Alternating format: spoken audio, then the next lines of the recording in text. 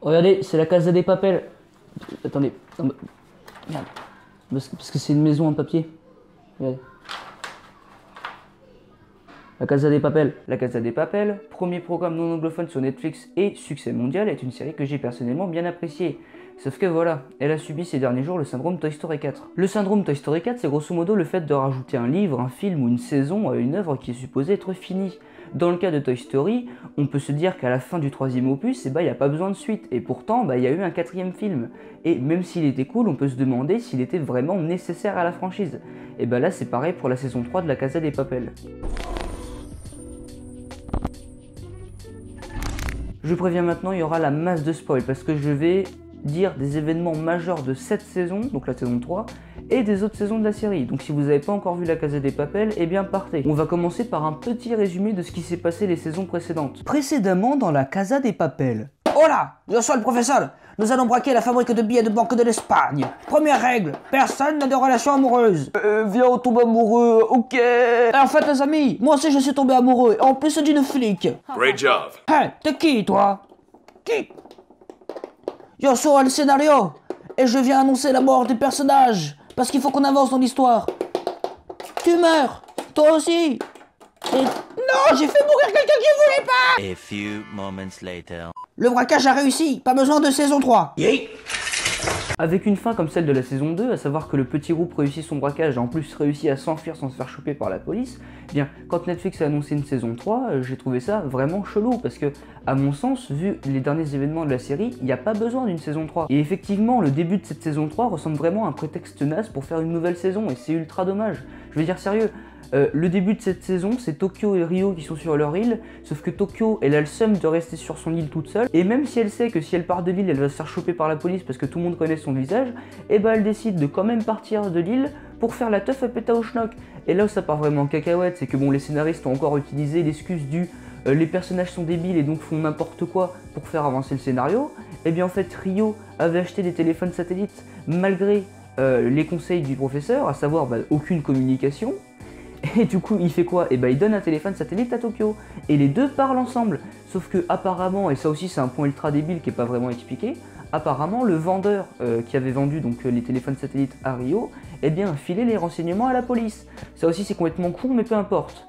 Ce qui fait que la police a tracé les téléphones satellites et donc a retrouvé Ryo et Tokyo. Tokyo a réussi à s'enfuir et Ryo non. Ryo est donc enfermé. Heureusement que ce début de saison totalement débile permet d'arriver à la suite de l'histoire qui, même si sur le papier est totalement ridicule, est bien en réalité pas mal du tout. Grosso modo, le groupe se réunit et décide cette fois-ci de braquer la réserve d'or de l'Espagne. Mais enfin, professeur, c'est trop dangereux, on va faire comment, nous? Ne vous inquiétez pas. Vous vous souvenez de ce mec qui était mort? Et dans les flashbacks, il m'a expliqué comment qu'on faisait. Et maintenant, je sais comment qu'on fait. Nous allons sauver Ryo en braquant la réserve d'or de l'Espagne. Et vous savez comment? Grâce au pouvoir de El Paso. Bon, je suis d'accord, comme ça c'est vraiment con, mais en réalité c'est vraiment pas mal. La série arrive bien à maintenir le stress et l'adrénaline qui étaient déjà présents dans les deux autres saisons et c'est vraiment cool. La majorité... Qu'est-ce que tu fais toi? Pourquoi tu te m'as parlé tout seul? La majorité des épisodes sont plaisants à regarder, sauf que vu qu'il y en a 8, on arrive rapidement à la fin. Et je dois dire que cette fin m'a laissé sur ma faim. Donc, laisse-moi deviner. Normalement, tu fais pas trop de gags, donc là, tu vas te lâcher sur toute une vidéo, c'est ça? Ah ouais, exactement. D'ailleurs, tu connais la différence entre... Mais oh, c'est quoi ça?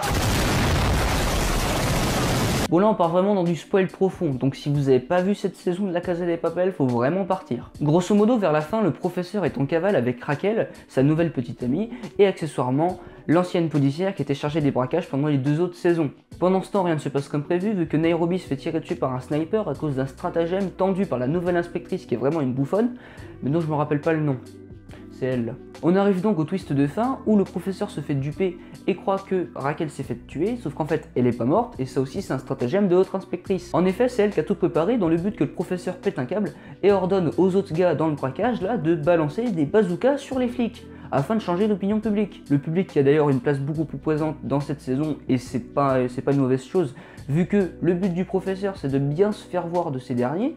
Et donc là t'as la nouvelle inspectrice dont j'ai pas le nom, faudra vraiment que je cherche, qui arrive et qui dit « Hey, viens, on lui fait croire que Raquel est morte, alors qu'en fait elle est pas morte, comme ça il pense que c'est la guerre et il va venir balancer des bazookas, comme ça le public il voit que c'est vraiment des tarés, et du coup on a le public en notre avantage. » Alors j'aime bien l'idée du professeur qui se fait duper, qui se fait contrôler, Et en même temps c'est drôle aussi parce que dans un autre épisode de la saison, donc c'est la saison 3, en fait il a fait exactement le même stratagème mais avec la police. C'est-à-dire qu'il y avait un micro sur Rio quand il est revenu dans le braquage, parce que Rio, bon spoiler, a réussi à être libéré.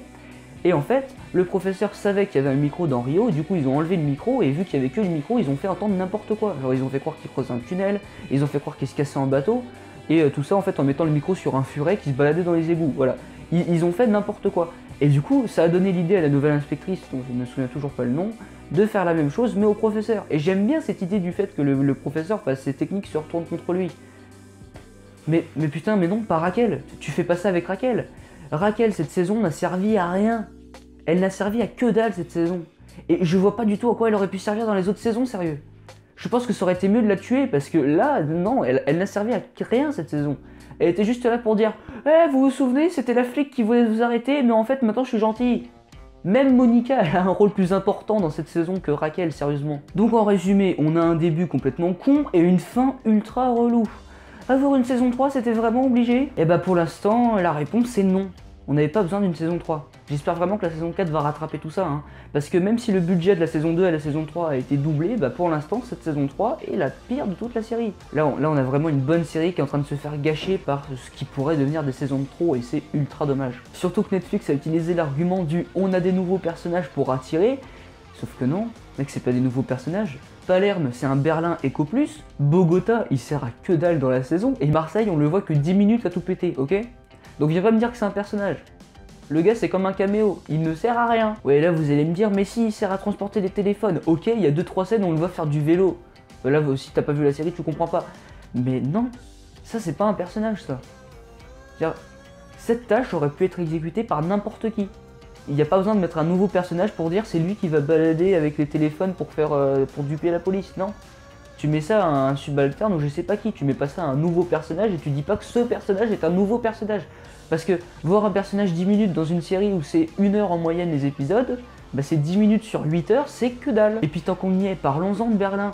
Ça sert à quoi de le faire mourir dans la saison 2 si c'est pour le mettre en flashback toutes les 3 secondes? Un flashback ça aurait été bien. Pas 150 000 pour dire alors en fait c'est lui qui a fait le plan. Ça limite c'est intéressant, c'est cool de voir que c'est lui qui a fait le plan. Et comme ça quand le professeur se loupe, et bah t'es là en mode ah c'est normal c'est pas son plan, là d'accord. Mais après t'as 150 000 flashbacks sur d'une histoire on en a rien à faire qui raconte l'histoire de la petite copine de Berlin à qui Berlin a tout dit par rapport au braquage. Et le professeur est là en mode vas-y Berlin dis pas ça à ta petite amie, on sait pas si elle est fiable. Et évidemment, le professeur va avoir raison, parce que je suis presque sûr que dans la saison 4, il va avoir un moment, là la police offre 10 millions pour des renseignements sur les braqueurs, je suis sûr qu'on va se tomber avec la putain de petite amie là, de Berlin qui va venir rendre les informations. Mais si avoir 3000 flashbacks juste pour venir à ça, c'est comme pour Marseille, t'étais pas obligé de mettre un personnage dédié à ça, tu mettais quelqu'un, n'importe qui, une connaissance, on s'en fout. Ok, les mecs se cachent dans un monastère, tu mets que c'est un moine qui vient les parler, j'en sais rien. Tu mets pas un nouveau personnage pour les balancer. C'est totalement con de faire ça. Je suis donc ultra partagé sur cette saison 3 de La Casa des Papel. Parce que même si elle est plaisante à regarder dans l'ensemble, on a un début totalement con et une fin ultra relou. On a des personnages inutiles, notamment Raquel et Marseille, et des personnages qui sont des copies d'autres personnages mais en moins bien. Ouais, c'est de toi que je parle, Palerme. Et le pire dans tout ça, c'est qu'on a encore le droit au cliché du malgré toutes les consignes qu'on nous a données, ben on fout le bordel pour faire avancer l'histoire. Et c'est déjà quelque chose qui m'avait saoulé dans les 2 autres saisons. Voilà, c'était ma review de la saison 3 de La Casa des Papel. Comme je l'ai dit maintes fois avant, j'espère vraiment que la saison 4 va remonter la pente, parce que là pour l'instant c'est pas très bien parti. Moi je ne peux que vous encourager à aller voir La Casa des Papel en général, parce que les 2 premières saisons étaient vraiment bien. La 3, comme j'ai dit, est plaisante à regarder dans l'ensemble, mais voilà, c'est assez relou quand même comme saison, et j'ai peur que ça devienne une saison de trop. Faut attendre de voir la suite. C'était Ludwig Manitou, je vous dis à plus pour une nouvelle vidéo, donc à plus.